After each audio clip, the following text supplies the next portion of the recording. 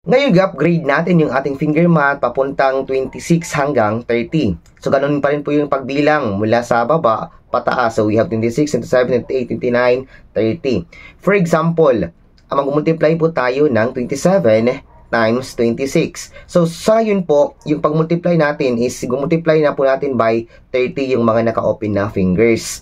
Hindi na po kagaya ng dati.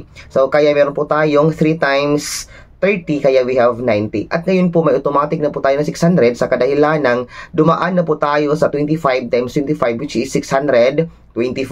So, yung buong 100 doon is 600. So, ngayon, balikan natin yung ating 27 times 26. Meron na tayong 90 sa kadahilan ng 3 times 30.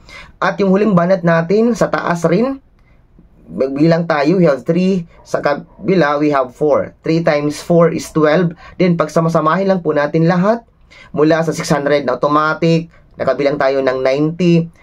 At saka ngayon is 12. Kaya, meron po tayong 702. Yung ating 27 times 26.